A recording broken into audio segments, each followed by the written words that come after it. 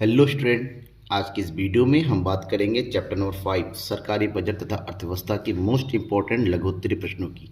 That means short question answer. इस chapter में ऐसे कौन कौन से शॉर्ट क्वेश्चन हैं जो एग्जाम में लगातार और सबसे ज़्यादा पूछे जाते हैं, और अगर इन चैप्टर को आप पढ़ते हैं तो जाहिर सी बात है आपकी बोर्ड एग्जाम ईजी हो जाएगा। तो टाइम बर्बाद ना करते हुए हम शुरू करते हैं आज के क्वेश्चन आंसर का सिलसिला। सबसे पहला जो क्वेश्चन है आज की इस क्लास का वो है बजट क्या है, इसकी विशेषताओं का वर्णन कीजिए। ये विशेषताएं बताइए। विशेषताएं कौन कौन सी होती, कई तरीके से पूछा जा सकता है, आपको रेडी रहना है। आंसर एक ही है। क्या है बेस्ट आंसर आपके लिए? सबसे पहले बजट का अर्थ बताना है। बजट के अर्थ में देखिए, बजट क्या होता है? बजट का मतलब होता है आय और व्यय का विवरण, राइट। तो सरकारी बजट की बात कर रहे हैं तो यहाँ पर सरकार के आय और व्यय का विवरण होता है। ठीक है, देखिए लिखा हुआ आपके सामने में, आप इजीली पढ़ सकते हैं। तो बजट सरकार के मास्टर वित्तीय योजना है। यह आगामी आय के अनुमान तथा बजट वर्ष के प्रस्तावित व्ययों के अनुमान साथ साथ प्रदान करता है। मतलब क्या होता है, एक देश में एक लेखा वर्ष के लिए, आने वाले वर्ष के लिए, ठीक है ना, जो सरकार के अनुमानित आय होता है और सरकार का जो अनुमानित व्यय होता है, जब साथ साथ उसको एक विवरण के रूप में प्रस्तुत किया जाता है तो उसे हम बजट कहते हैं। बजट एक वित्तीय वर्ष के दौरान अनुमानित लोक व्यय, मतलब लोगों के लिए जो बजट होता है, जो लोगों के लिए होता है, देश के लिए होता है, और लोक प्राप्तियों पर आधारित एक विवरण होता है। ऐसे में बजट की कुछ प्रमुख विशेषताएं होती हैं। कौन कौन सी है? यह सरकार के अनुमानित व्ययों तथा राजस्व स्रोतों का समाकलित विवरण है। मतलब इसमें सरकार के व्यय और सरकार के आय, राजस्व मतलब आय, इन दोनों का विवरण होता है। यह आगामी वित्तीय वर्ष से संबंधित है। ठीक है, आगामी मतलब आने वाले वर्ष के लिए, ये करंट ईयर के लिए नहीं होता है, नेक्स्ट ईयर के लिए होता है, कमिंग ईयर के लिए होता है। इसमें व्ययों एवं सरकार के राजस्व के स्रोतों की योजना सरकार की घोषित नीति उद्देश्यों के अनुसार बनाई जाती है। सरकार जो काम करना चाहती है, कौन कौन सी पॉलिसी है, किस तरह से होगा, इन सब की नीति को देखते हुए बजट तैयार किया जाता है। और बेसिकली बजट देश के आर्थिक विकास की उन्नति के लिए तैयार किया जाता है, राइट। समझ में आ गया? First question. सेकेंड क्वेश्चन क्या है? सरकारी बजट के प्रमुख उद्देश्यों को लिखिए। ये क्वेश्चन बहुत ज़्यादा रिपीट होता है, ध्यान में रखिएगा, रट लीजिएगा कि सरकारी बजट के प्रमुख उद्देश्य कौन कौन से हैं। अगर हम सरकारी बजट के उद्देश्यों की बात करें तो वैसे तो कई सारे उद्देश्य हैं, क्योंकि शॉर्ट में है तो मैंने आपको 3 उद्देश्य बताया। पहला, आर्थिक विकास को प्रोत्साहन देता है। सेकंड, संतुलित क्षेत्रीय विकास को प्रोत्साहन देता है। और तीसरा, आय एवं संपत्ति का पुनर्वितरण करता है। कैसे? आर्थिक विकास मतलब देश के विकास के लिए सरकार विभिन्न प्रकार के निर्माण कार्यों को, विभिन्न प्रकार के आर्थिक विकास से संबंधित नीतियों को प्रोत्साहित करती है। अपने बजट में ही इससे रिलेटेड जो है रूल्स बनाती, इससे रिलेटेड प्रस्ताव को संसद में पेश किया जाता है ताकि विकास कार्यों को शुरू किया जाए। और जितनी जल्दी विकास कार्य, उत्पादन कार्य शुरू होगा, देश की आर्थिक विकास भी होती है। सेकेंड पॉइंट, संतुलित क्षेत्रीय विकास। अब संतुलित क्षेत्रीय विकास का मतलब क्या होता है? देखिए, भारत जो है छोटे छोटे राज्यों से बना हुआ है। भारत में कुछ राज्य जो है उन्नत है, भारत के कुछ राज्य बहुत ही ज़्यादा पिछड़े होते हैं। तो बजट के माध्यम से ये पॉलिसी बनाई जाती है, जो पिछड़े हुए क्षेत्र है, जो पिछड़े हुए राज्य है, उन राज्यों को किस तरह से आगे ले जाया जाए, उनको लिए विशेष जो है विशेष नीतियों का प्रस्ताव किया जाता है, उनके लिए विशेष पैकेज लाया जाता है ताकि उनको आर्थिक मदद मिल सके।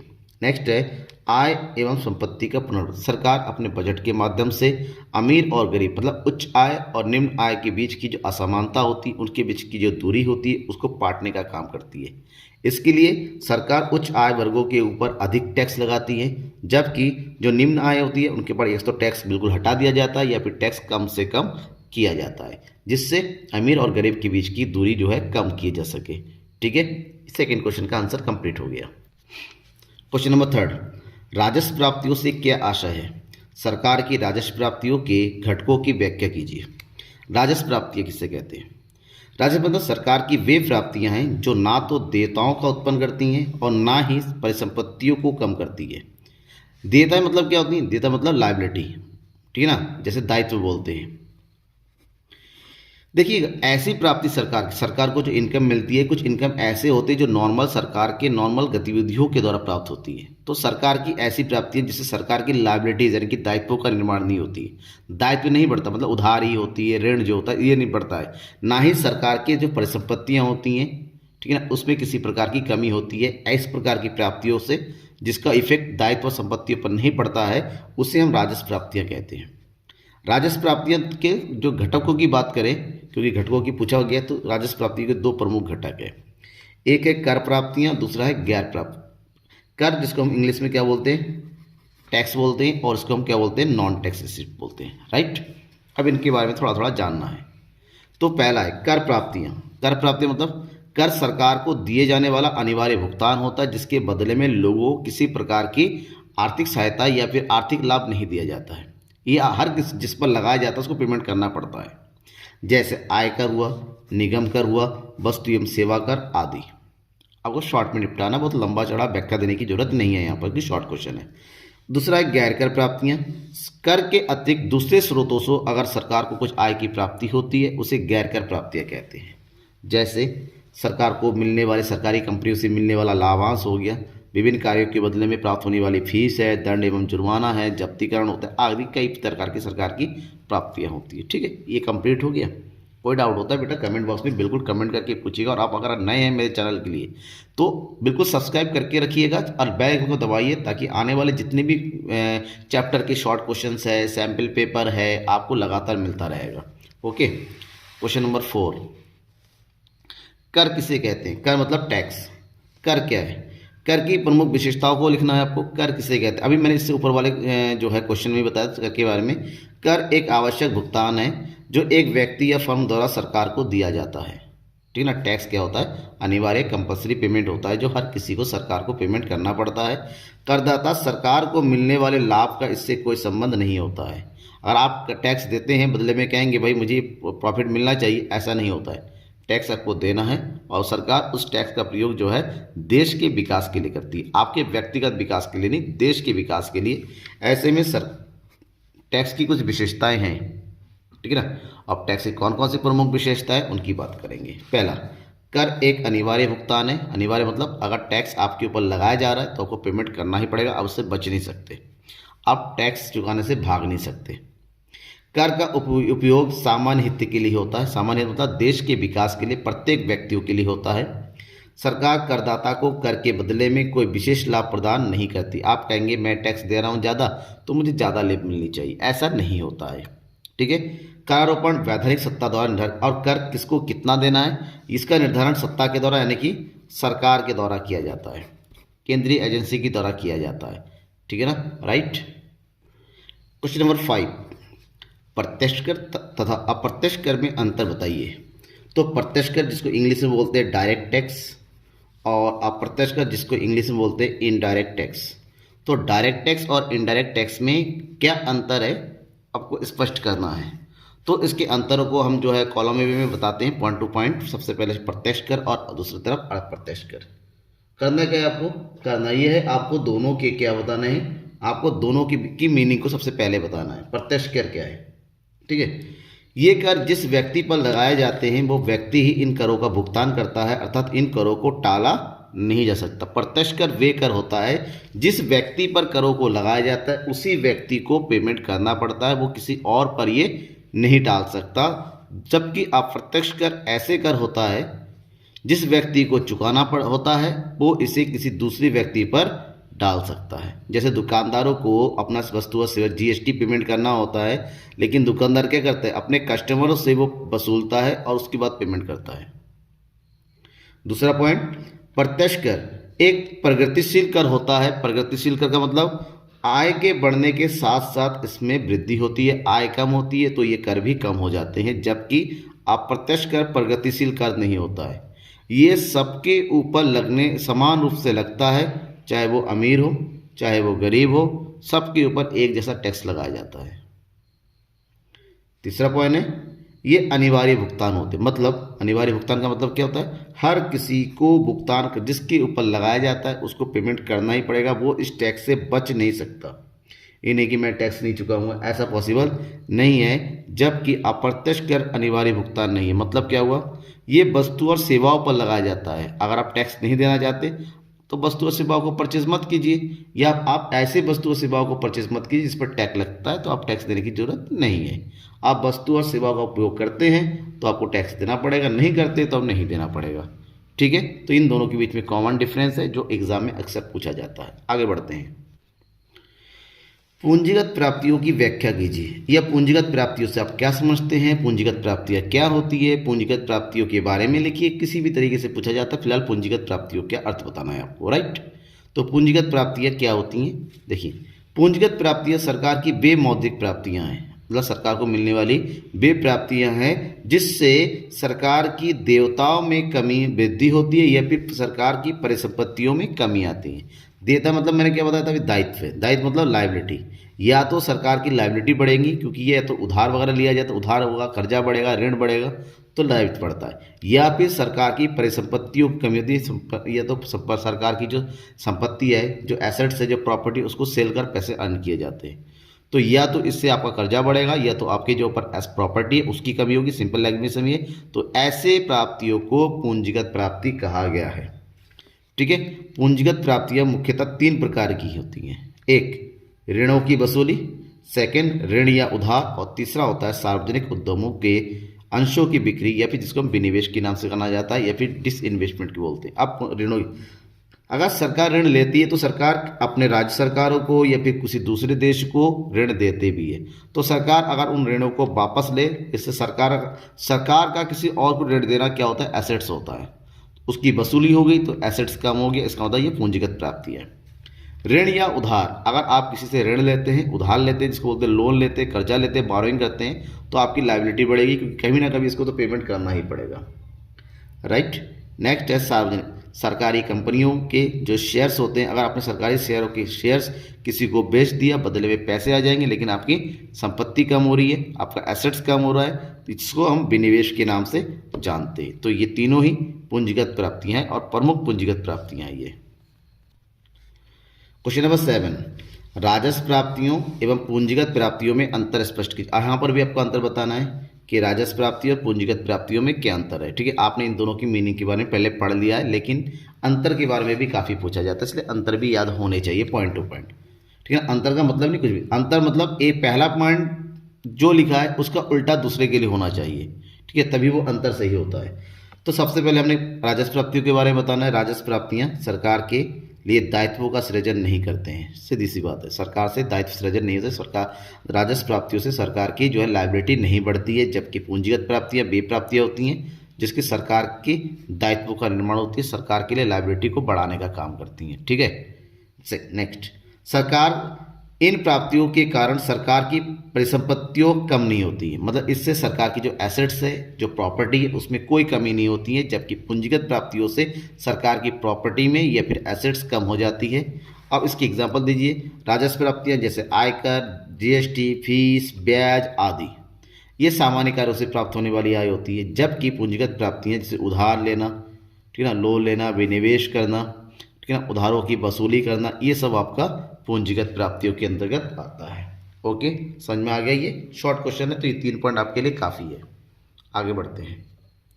नेक्स्ट क्वेश्चन है क्वेश्चन नंबर 8, राजस्व व्यय क्या है, उदाहरण सहित स्पष्ट कीजिए। आपको उदाहरण बताना है, उदाहरण सहित इसको स्पष्ट करना है कि राजस्व व्यय एक्चुअली में होता क्या है। सरकार का राजस्व व्यय वह व्यय है जो ना तो सरकार के लिए परिसंपत्तियों का निर्माण करती है और ना ही देयताओं में कमी होती है, ठीक है ना। ऐसे व्यय मतलब नॉर्मल सरकार को देश के विकास के लिए, सामान्य कार्यों के लिए, सामान्य गतिविधियों के लिए जो व्यय कर देना पड़ता है उसे हम राजस्व व्यय कहते हैं। इस प्रकार के व्यय साधारणतः सरकारी विभागों में सामान्य कामकाज को चलाने के लिए या सेवाओं को बनाए रखने के लिए किया जाता है, जैसे सरकारी कर्मचारियों को दिए जाने वाला वेतन, पेंशन, ऋणों पर दिया जाने वाला ब्याज, अनुदान, आर्थिक सहायता, इस प्रकार, जिससे नॉर्मल वे में होता रहता है, ठीक है ना। इस प्रकार के व्ययों को हम क्या बोलते हैं, राजस्व व्यय की संज्ञा दी जाती है। पूंजीगत व्यय क्या है, पूंजीगत व्यय से तात्पर्य उस व्यय से है जिसके फलस्वरूप सरकार के लिए परिसंपत्तियों का निर्माण होती है या फिर सरकार के दायित्वों में कमी होती है। मतलब पैसा खर्च कर दिया तो आपकी प्रॉपर्टी बन गई। प्रॉपर्टी का मतलब जैसे आपने बिल्डिंग बनवा लिया, आपने फैक्ट्री बनवा ली, रोड बनवाए, ठीक है ना, आपने कहीं पर इन्वेस्टमेंट किया, आपकी प्रॉपर्टी बनी। या फिर आपने जो लोन लिया था, आपकी जो लायबिलिटी चढ़ी हुई थी, उस लायबिलिटी को आप पेमेंट कर दिया, आपने लोन का पेमेंट कर दिया, ठीक है ना। इस प्रकार के जो व्यय होते हैं इसको हम बोलते हैं डेवलपमेंट एक्सपेंसेस। ये वास्तव में देश के विकास के लिए किया गया खर्च होता है और इसे पूंजीगत व्यय के नाम से जानते हैं। भारत सरकार की बजट की महत्वपूर्ण पूंजीगत व्यय जो होती है, जैसे मशीनरी का खरीदना, उसके उपकरणों का परचेज करना, भूमि और भवनों पर व्यय करना, राज्य सरकारों को या राज्य निगमों को अगर आपने लोन दे दिया है तो इस प्रकार के व्यय को पूंजीगत व्यय कहते हैं। नेक्स्ट क्वेश्चन, योजनागत और गैर योजनागत व्यय किसे कहते हैं? इंग्लिश में बोलते हैं प्लान एंड नॉन प्लान। तो क्या होती है इसके बारे में आपको शॉर्ट में बताना है। योजनागत व्यय या योजना व्यय एक ही बात है। प्लान्ड एक्सपेंसेस, सरकार की आर्थिक विकास के लिए सरकार विभिन्न योजनाओं को तैयार करती है और उसके अनुरूप ही सरकार वित्तीय संसाधनों की व्यय करती है। तो इन संसाधनों के लिए जो भी खर्चा होता है, जो व्यय होता है, उसे हम योजनागत व्यय कहते हैं। देखिए, सरकार शुरू से ही ये सोचती है कि देश का विकास जो है एक प्लान वे में हो, योजनागत तरीके हो। अगर सरकार को विकास कार्य करना है तो खर्चा तो करना ही पड़ेगा। तो उन योजनाओं को पूरा करने के लिए सरकार जो कुछ भी व्यय करती है उसे हम जो है योजना व्यय कहते हैं, क्योंकि सरकार को पहले से निश्चित होता है कि इस कार्य के लिए इतना पैसा खर्च होने वाला है। ठीक है ना। दूसरी तरफ होता है गैर योजना व्यय। ऐसे व्यय सरकार जो किसी योजनागत कार्य को लिए नहीं करते, सामान्य कार्यों के लिए, सामान्य विकास कार्यों के लिए खर्च करना पड़ता है। जैसे कहीं पर आकस्मिक धन, कहीं पर कोई भूकंप आ गया, टूट फूट हो गया, बाढ़ आ गया, तो ऐसे में सरकार को अचानक बहुत पैसे खर्च करने पड़ते हैं। तो इस प्रकार के व्यय को हम गैर योजनागत व्यय कहते हैं। Okay, any doubt? बाकी आपके सामने मैंने लिखा भी है, आपको समझा भी रहा हूँ। तो अगर समझ में नहीं आता है, कोई भी कभी रह जाती है, कोई टॉपिक आपका छूटता है, कोई इंपॉर्टेंट क्वेश्चन आपके पास है जिसका आंसर आपको नहीं पता होता है, बेझिझक कमेंट बॉक्स में उनका आंसर क्वेश्चन लिख दीजिए, आपका आंसर आपको मिल जाएगा। क्वेश्चन नंबर 11, बजट घाटा किसे कहते हैं? बजट घाटा इंग्लिश में बोलते हैं बजट डिफिसिट। क्या है? सरकार के कुल व्यय तथा कुल प्राप्तियों के अंतर को बजट व्यय कहते हैं। एक ऐसी स्थिति होती है ना जहां पर सरकार का जो खर्च होता है, सरकार की जो एक्सपेंसेस है, जो एक्सपेंडिचर है, वो उसके रिसिप्ट से ज़्यादा होती हैं। ऐसी स्थिति को हम बजट घाटा कहते हैं। कुल प्राप्तियों कुल व्यय में राजस्व खाते पर, पूंजीगत खाते पर, दोनों की प्राप्तियों और व्ययों को शामिल किया जाता है। चाहे यहाँ पर राजस्व हो चाहे पूंजीगत हो, दोनों प्रकार की प्राप्तियों एवं व्ययों को यहाँ पर शामिल किया जाता है। ठीक है ना। इसका मतलब ये होता है कि बजट घाटा क्या है? बजट घाटा बराबर कुल व्यय माइनस कुल आय। कुल व्यय में से कुल आय का अंतर ही बजट घाटा कहलाता है। ठीक है। क्वेश्चन नंबर 12, राजस्व घाटा क्या है? राजस्व घाटा, ठीक है ना। राजस्व घाटा क्या होता है? राजस्व घाटे को इंग्लिश में बोला जाता है रेवेन्यू डिफिसिट। तो राजस्व घाटा क्या होता है? राजस्व घाटे का अर्थव्यवस्था पर क्या प्रभाव पड़ता है आपको बताना है। राजस्व व्यय और राजस्व आय के अंतर को राजस्व घाटा कहते हैं। मतलब एक ऐसी स्थिति जहां पर सरकार का जो राजस्व व्यय होता है वो उसके राजस्व आय से ज़्यादा हो जाता है, और इन दोनों के बीच की जो अंतर होता है, अंतर को ही राजस्व घाटे के नाम से हम जानते हैं। राजस्व प्राप्तियों में राजस्व तथा गैर राजस्व, जो क्योंकि राजस्व दो प्रकार की प्राप्तियां होती हैं, राजस्व और गैर राजस्व दोनों प्रकार के प्राप्तियां शामिल होती हैं, जबकि राजस्व व्यय में योजनागत और गैर योजनागत दोनों व्यय शामिल होते हैं। तो ऐसे में राजस्व घाटा बराबर क्या होता है? राजस्व घाटा मतलब होता है राजस्व व्यय माइनस राजस्व प्राप्तियां। ये इसका सिंपल सा एक फार्मूला बनता है। एग्जाम में चार्ट, फार्मूला, डायग्राम जितना ज़्यादा आप यूज़ करेंगे उतना ही आपके लिए फ़ायदा होता है, ध्यान में रखिएगा। दूसरा, इसके महत्व के बारे में पूछा गया है। तो अर्थव्यवस्था के विकास के लिए सरकार को राजस्व घाटे को नियंत्रित में रखना चाहिए। क्यों? क्योंकि राजस्व घाटे के परिणाम स्वरूप या तो सरकार के दायित्वों में वृद्धि हो जाती है या फिर परिसंपत्तियों में कमी होती है, क्योंकि ये गैर विकासात्मक कार्यों पर किया जाने वाला व्यय होता है। ठीक है, हो गया कंप्लीट। क्वेश्चन नंबर 13 क्या? देखिए, राजकोषीय घाटा जिसको बोलते हैं फिस्कल डिफिसिट क्या है? अर्थव्यवस्था के लिए ये खतरे की घंटी क्यों है? राजकोषीय घाटा किसे कहते हैं? ये अर्थव्यवस्था के लिए क्यों नुकसानदायक है आपको बताना है। राजकोषीय घाटा कुल व्यय तथा उधार छोड़कर कुल प्राप्तियों का अंतर है। मतलब क्या होता है? हमारे जो कुल व्यय होती है और जो कुल प्राप्तियां होती है, बस इतने ध्यान रखना है, कुल प्राप्तियों में उधार शामिल नहीं होता था, मतलब बोरोइंग, जो किसी से अपने घाटे की पूर्ति के लिए किसी से किया जाता है। क्योंकि यहाँ पर उधार घाटे को ही कैलकुलेट करना, जितना घाटा होता है उस घाटे को उधार लेकर पूरा किया जाता है, इसलिए इसमें उधार को शामिल नहीं करते। उधार मीन्स बोरोइंग। तो ऐसे में फार्मूला जो बनता है राजकोषीय घाटे का कि राजकोषीय घाटा बराबर कुल व्यय माइनस उधार छोड़कर अन्य प्राप्तियाँ, ठीक है ना, उधार को शामिल नहीं करेंगे, ध्यान रखिएगा। तो कुल व्यय में राजस्व और पूंजीगत दोनों शामिल होता है और कुल प्राप्तियों में राजस्व प्राप्तियां पूरी शामिल होती हैं और पूंजीगत प्राप्तियों में केवल उधार को छोड़ के बाकी सब शामिल होता है, ठीक है ना। तो ऐसे में राजकोषीय घाटे देश के लिए अर्थव्यवस्था की खतरे की घंटी क्यों होती है? अर्थव्यवस्था में स्फीतिकारी दबाव बढ़ाता है क्योंकि देश में हद से ज़्यादा उधारी बढ़ जाएगी तो चीज़ों के दाम बढ़ जाएंगे, गैर विकासात्मक कार्यों के लिए ज़्यादा खर्चा होगा। बजट प्राप्तियों का एक बड़ा भाग गैर विकासात्मक कार्यों में व्यय हो जाता है और निजी क्षेत्र के विकास की गति धीमी हो जाती है, ठीक है। तो ये इसके लिए कुछ सही चीज़ नहीं है कि अर्थव्यवस्था के लिए गैर विकासात्मक कार्य पैसा, बहुत ज़्यादा पैसा अगर ऐसे कार्यों में चला जाता है जिसका कोई फ़ायदा नहीं मिल रहा अर्थव्यवस्था को, तो वो बेकार है, सही नहीं है। इसलिए हमेशा देश की सरकार को कोशिश करनी चाहिए कि राजकोषीय घाटा कम से कम हो, ठीक है। अब एक इम्पॉर्टेंट क्वेश्चन ये है, मोस्ट इम्पॉर्टेंट क्वेश्चन, क्योंकि बजट के विभिन्न प्रकारों को बताइए। बजट प्रकार कितने प्रकार के होते हैं? तो अगर हम बजट के प्रकारों की अगर बात करते हैं तो बजट के प्रमुखतः 3 प्रकार होते हैं, 3 प्रकार के बजट पाए जाते हैं, ठीक है। संतुलित बजट, अतिरेक बजट और घाटे का बजट। अब इनके बारे में आप 2-2 लाइन में एक्सप्लेन कीजिए। शॉर्ट में आता है, वैसे लॉन्ग में क्वेश्चन नहीं आता है, शॉर्ट में ही आता है, लेकिन कभी कभी ऐसा पूछा जाता है संतुलित बजट से आप क्या समझते हैं, ये फिर अतिरेक बजट क्या होता है, आपको बताना पड़ेगा अलग से भी। फिलहाल समझिए, संतुलित बजट सरकार का ऐसा बजट होता है जहां पर सरकार की बजट व्यय और सरकार की बजट प्राप्तियां दोनों ही आपस में क्या हो जाए, समान हो जाए, बराबर हो। जब व्यय और प्राप्तियां दोनों ही बराबर होती है उस स्थिति को हम संतुलित बजट कहते हैं, ठीक है। दूसरा, अतिरेक बजट, इंग्लिश में बोलते हैं उसको सरप्लस बजट, सरप्लस।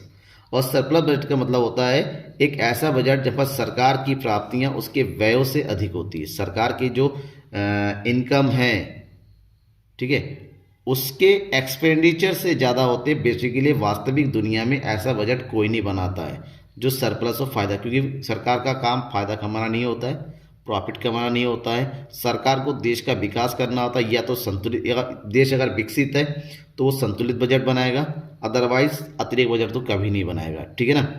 तो ये एक ऐसी स्थिति होती है जहाँ पर बजट व्यय बजट प्राप्तियों से ज़्यादा होती है, उसे हम अतिरिक्त बजट कहते हैं। और थर्ड जो टाइप है, तीसरा, घाटे का बजट, जिसको बोलते हैं डिफिसिट बजट, एक ऐसी स्थिति होती है जहाँ पर सरकार का बजट व्यय उसकी बजट प्राप्तियों से अधिक होती है। और जितने भी विकासशील देश है, लगभग सारे विकासशील देश घाटे के बजट का ही प्रयोग करते हैं और भारत भी इसमें से एक है। भारत हर साल जो बजट पेश करती है उसका एक बड़ा भाग घाटे का होता है। घाटे की पूर्ति जो है अलग अलग जगहों से लोन लेकर किया जाता है। ऐसे में देश पर लोन का बोझ धीरे धीरे बढ़ता चला जा रहा है, लेकिन मजबूरी है, आपको देश का विकास करना है, देश में रोजगार की सृजन को बढ़ाना है, तो घाटे का बजट बनाना ही पड़ेगा। ऐसे में बजट व्यय ज़्यादा होती हैं और बजट प्राप्तियां कम होती हैं, राइट। क्वेश्चन है, ये भी इम्पोर्टेंट क्वेश्चन है, कई बार पूछा गया है। राजकोषीय नीति से आप क्या समझते हैं? राजकोषीय नीति, जिसको इंग्लिश में बोलते हैं फिस्कल पॉलिसी, राजकोषीय नीति के प्रमुख उद्देश्य कौन कौन से हैं, इसकी भी बताना है। यानी कि राजकोषीय नीति का अर्थ तथा राजकोषीय नीति के उद्देश्य समझिए। राजकोषीय नीति वह नीति है जिसके अंतर्गत सरकार अपने आय एवं व्यय के कार्यक्रमों का उपयोग राष्ट्रीय आय, उत्पादन तथा रोजगार के वांछित प्रभाव डालने तथा अवांछित प्रभावों को रोकने के लिए करती है। मतलब देश में सरकार के आय या यूँ कहे सरकार की बजट प्राप्ति और बजट व्यय से संबंधित जो नीतियाँ होती हैं उस नीतियों को राजकोषीय नीति कहते हैं। और राजकोषीय नीति को हम बजट नीति भी के भी नाम से जानते हैं, ठीक है, बजट पॉलिसी। और इसी पॉलिसी के थ्रू देश की आर्थिक विकास को आगे बढ़ाया जाता है। मुद्रा पूर्ति को, महंगाई को या फिर मंदी की स्थिति को कंट्रोल करने से रिलेटेड जो है पॉलिसी वगैरह तैयार किया जाता है, इसलिए इसको राजकोषीय नीति कहा जाता है। अब इस नीति के कुछ प्रमुख उद्देश्य है। क्या? पहला, विनियोग दर में वृद्धि करना अर्थात पूंजी निर्माण को बढ़ावा। देश में उत्पादकता को बढ़ाना है तो उसके लिए देश में इन्वेस्टमेंट रेट को बढ़ाना पड़ेगा और सरकार बजट के माध्यम से विनियोग दर को अलग अलग पॉलिसी बनाकर अलग अलग प्रकार के योजनाओं को लाकर विनियोग दर में वृद्धि करने का कोशिश करती है। सेकंड, विनियोग के लिए संसाधनों को एकत्रित करना। विनियोग किसी भी देश में तभी हो सकता है जब उसके संसाधनों का पूर्ण उपयोग हो। इसे सरकार संसाधनों का प्रयोग कैसे किया जाए, बजट के माध्यम से ही ये पॉलिसी तैयार करती है। बढ़ती राष्ट्रीय आय का पुनर्वितरण करके आय की असमानताओं को कम करना। राजकोषीय नीति के माध्यम से ये तय किया जाता है देश में बढ़ती हुई असमानताएं यानी कि गरीबी और अमीरी के बीच की जो खाई है उसको कम से कम किया जा सके, और इसके लिए सरकार विशेष प्रकार की योजनाओं का निर्माण करती हैं, और उस योजनाओं को पूर्ण करने के लिए बजट ही सबसे बड़ा हथियार होता है। ठीक है, बजट में सरकार टैक्सों को बढ़ाने का या टैक्स को कम करने का काम करती हैं। बजट के माध्यम से सरकार अपने सरकारी व्ययों को बढ़ाने का या घटाने का काम करती हैं ताकि देश की आर्थिक विकास को बढ़ावा मिले। ठीक है, और लास्ट क्वेश्चन है आज की इस क्लास का, इस वीडियो का, राजस्व घाटा और राजकोषीय घाटे में अंतर बताना है आपको। राजस्व घाटा यानी कि आपका रेवेन्यू डिफिसिट, और राजकोषीय घाटा यानी कि फिस्कल डिफिसिट, दोनों के बीच के डिफरेंस बताना है। तो डिफरेंस क्या बताएं? सबसे पहला, राजस्व घाटा सरकार के राजस्व व्यय की राजस्व प्राप्तियों पर अधिकता होता, मतलब एक ऐसी स्थिति जहां पर राजस्व व्यय राजस्व प्राप्तियों से ज़्यादा हो। जबकि राजकोषीय घाटे का एक ऐसा प्रकार जहां पर कुल व्यय कुल प्राप्तियों से ज़्यादा होती हैं और कुल प्राप्तियों में उधार शामिल नहीं होती हैं। सेकंड, यह सरकार द्वारा उधार लेने के कारणों की ओर ध्यान आकर्षित करता है। यह बताता है कि सरकार को उधार लेने की आवश्यकता क्यों पड़ रही है, जबकि सरकार के ऋण मतलब लॉन्ग टर्म लोन की आवश्यकताओं को बताती है कि सरकार को देश के विकास के लिए लॉन्ग टर्म लोन लेने की जरूरत है। अब राजस्व व्यय के राजस्व घाटे की फार्मूला, दोनों के फार्मूला को बता दीजिए। राजस्व घाटा बराबर होता है राजस्व व्यय माइनस राजस्व प्राप्तियां, वहीं पर राजकोषीय घाटा बराबर होता है कुल व्यय माइनस उधार छोड़कर कुल प्राप्तियां। राइट, ये सारे मोस्ट इंपॉर्टेंट क्वेश्चन मैंने आपको बता दिए हैं। इसके अलावा आपके पास आपके बोर्ड एग्जाम में आई हुई कोई क्वेश्चन रह जाता है जिसका सॉल्यूशन आपको नहीं पता है, आपको उसका एक्सप्लेनेशन चाहिए, तो बेझिझक कमेंट बॉक्स में या इस डिस्क्रिप्शन में दिए हुए व्हाट्सएप ग्रुप के लिंक से जुड़ के आप मुझे अपने डाउट्स बता सकते हैं। थैंक यू एवरीवन, लास्ट तक बने रहने के लिए। ज़्यादा से ज़्यादा शेयर कीजिए अपने दोस्तों के बीच में जो इकोनॉमिक्स की तैयारी कर रहे हैं और अपने एग्जामिनेशन में अच्छे नंबर लाना चाहते हैं। उनको कहिए मेरे चैनल के साथ मिले और लगातार आपको अपने एग्जामिनेशन की भरपूर तैयारी कराई जा रही है। Thank you.